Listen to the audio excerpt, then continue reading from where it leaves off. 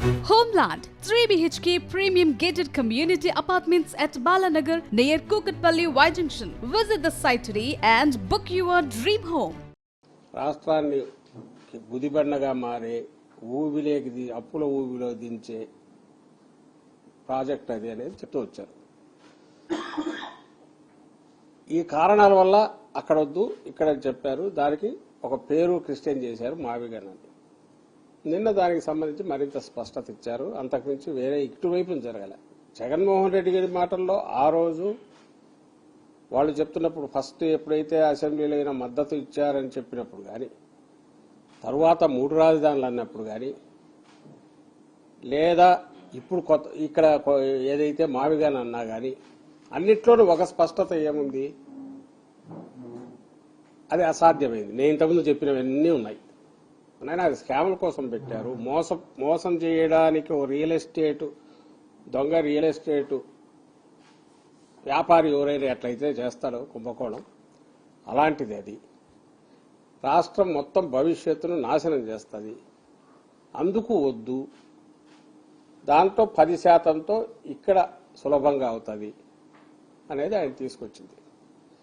Consistency లేనిది, లేదా పూటకొక మాట మార్చింది, వాళ్ళ కన్వీనియన్స్ను బట్టి, రాజకీయ కన్వీనియన్స్ కావచ్చు, లేదా చంద్రబాబు గారి మాటల్లో అయితే ఇప్పుడు దోచుకోవడానికి మరింత విస్తృతం చేసుకోవడానికి అవసరమైన ఏర్పాటు కావచ్చు.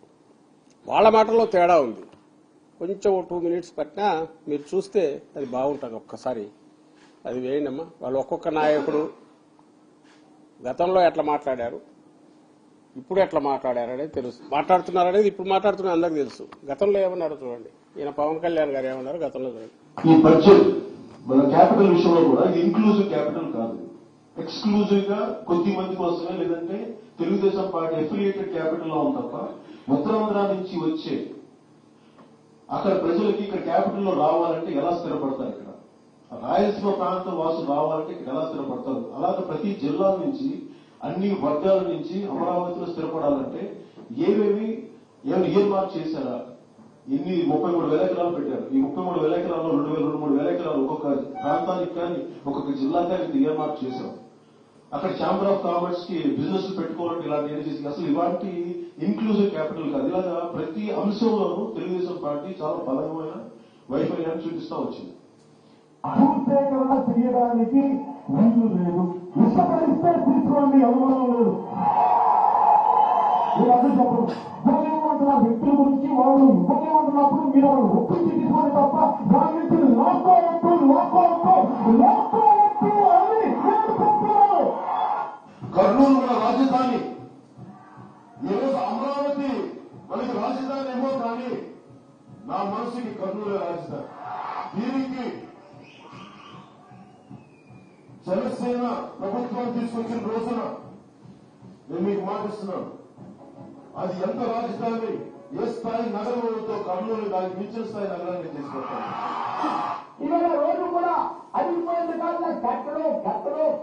కట్టలు అంటారు. భారతదేశంలో అనేక రాష్ట్రాలు కట్టలు పెట్టుకుంటే అక్కడ ఉన్న ప్రపంచ దేశాల్లో ఆయన సోము వీర్రాజు గారు బీజేపీ. డెవలప్ అయినటువంటి చైనా, దాని రాజధాని బీజింగ్, దాన్ని చాంగైని డెవలప్ చేశారు. ఎయిర్పోర్ట్ కట్టారు, పోర్టుని కట్టారు. ఇవాళ విశాఖపట్నం అభివృద్ధి చేయాలి. ఎయిర్పోర్ట్ ఉంది, పోర్ట్ ఉంది, అనేకమైన పోర్టులు కట్టాలి. ప్రతిరోజు ఒక్క పోర్టు కట్టలేదే. మీరు అధికారంలోకి వచ్చిన తర్వాత ఒక్క పోర్టు కట్టారు ఎక్కడన్నా? మీరు ఒక్క పోర్టు కూడా కట్టకుండా రోజు కూడా ఆంధ్రప్రదేశ్ అమరావతితో మేమే కట్టేసాం. 1,500 కోట్లు ఇస్తే కాలిపోయిన రాజధాని కట్టారు. 1,500 కోట్లు ఇస్తే మా శాసనమండలి సభ్యులకి యూనియన్స్ వెళ్ళడానికి టాయిలెట్ లేకుండా చేశారు. 1,500 కోట్లు ఇస్తే ఏంటండి మీరు పెట్టుకునే డబ్బా బాజా మీరు చూపిస్తున్నామని పెట్టేసుకోవడం కదా ఆ రోజుల్లో? దానికి అర్థం లేదా? దానికి ఒక అర్థం లేదా అని అడుగుతున్నాను నేను. అమరావతి ఉచిత అమరావతిగా మిగలనుందా? దీనిపైన ఇంకా స్పష్టత రావాల్సి ఉంది. Expert committee recommendation చేసిందన్నారు.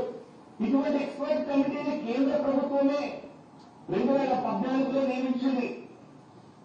Sivaramakrishnan committee ఈ రిపోర్ట్ మీకు నివేదికనివ్వటం, ఇది దాదాపుగా 188 పేజీల నివేదిక. దీనిలో కూడా డీసెంట్రలైజ్ డెవలప్మెంట్ ని ఈ ఎక్స్పర్ట్స్ కూడా సజెస్ట్ చేయడం జరిగింది. వీరు కూడా అన్ని ఇన్స్టిట్యూషన్స్ ఒకే సిటీలో ఉండదు. ఈ రిపోర్ట్ లో కూడా green field development of the city అంటే కొత్తగా నగర నిర్మాణం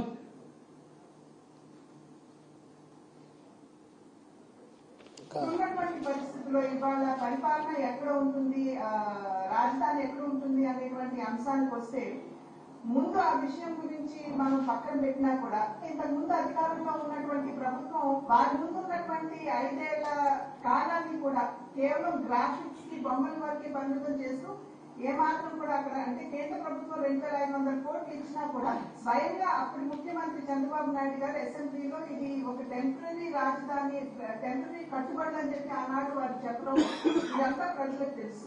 రైతులకి వాళ్ళు సమాధానం ఇవ్వాలి. ఏదైతే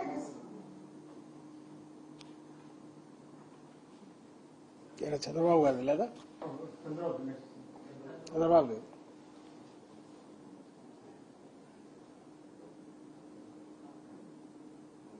రెండో విడత భూసేకరణ కోసం వెళ్ళడం అనేది అనవసరంగా చిక్కుల్లో పడటమే అనేది చాలా మంది ఉద్దేశం. ఇప్పుడు ఉండే ల్యాండ్ ఇప్పటికి సరిపోతుంది. ఇంకా నేను ఏ ప్రాజెక్ట్ కావడానికి వీలుండదు. రేపు ఏ ప్రాజెక్ట్ కాకపోతే డెవలప్మెంట్ ఆ 33,000 ఎకరాలకే పరిమితం అవుతుంది. ఇక్కడికే నేను పరిమితం అయితే రేపు రాబోయే రోజుల్లో అది ఒక చిన్న మున్సిపాలిటీగాను బెస్ట్ మున్సిపాలిటీగా తయారయ్యే పరిస్థితి వస్తుంది.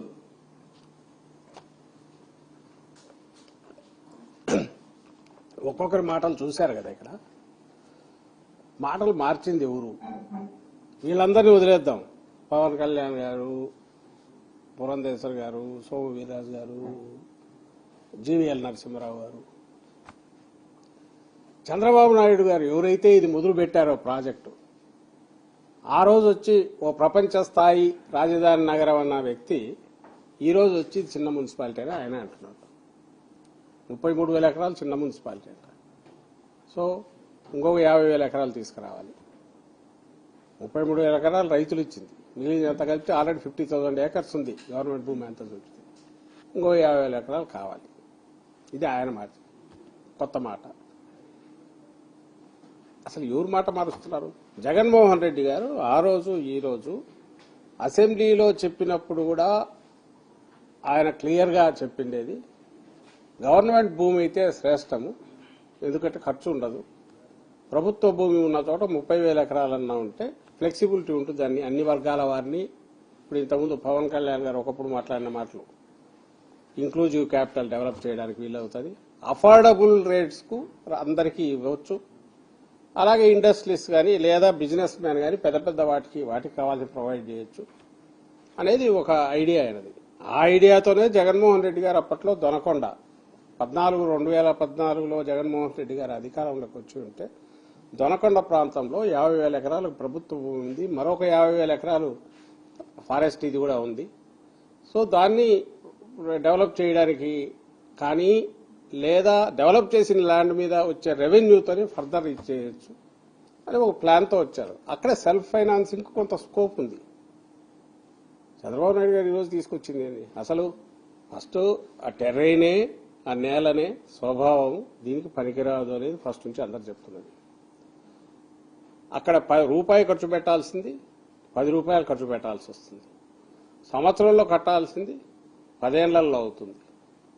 చంద్రబాబు నాయుడు గారికి కావాల్సింది ఎగ్జాక్ట్లీ అదే, ఎందుకంటే ఆయనకు పూర్తి చేయడం ఉద్దేశం లేదు. అలాంటి ప్రదేశంలో నిజంగా ఎవరైనా కట్టాలంటే వర్టికల్ పైకి పోరు, ఎందుకంటే నేల కుంగిపోతుంది. ఎంత లోతుకు పోవాలో, పైకి ఎంత పోతే కిందికి ఎంత పోవాల్సి వస్తుంది. అంత ల్యాండ్ ఉన్నప్పుడు వర్టికల్ పోరు, నిలువుగా పోకుండా 2 ఫ్లోర్స్ 3 ఫ్లోర్స్తో ఇటు వెళ్తారు, స్ప్రెడ్ అవుతారు. ఆయనకు అది ఇష్టం లేదు. ఎక్కడైతే రూపాయికి 100 రూపాయలు ఖర్చు అయితే, ఎక్కడైతే ఆ సైజులు కూడా ప్రపంచ స్థాయి అంటే ప్రపంచానికి తగినట్టు పెద్ద పెద్దది 50 లక్షల ఎస్ఎఫ్టీ, 1 కోటి ఎస్ఎఫ్టీ, అలాగే ఆ డిజైన్లు ప్రపంచంలో లేనివి, ఇడ్లీ పాత్ర తలకిందులు పెట్టడము, లేదంటే పిరమిడ్ తలకిందులు పెట్టడము, ఇంకో రకంగా చేయడం, ఇట్లా చేస్తే అప్పుడు దీంట్లో ఎంత వేసినా పోతుంటది, ఎన్నేళ్ళైనా నడుస్తూ ఉంటుంది ప్రవాహం. దాని నుంచి సైఫన్ చేసి పక్కకు తీసుకోవచ్చు. ఇది ఆయన ప్లాన్.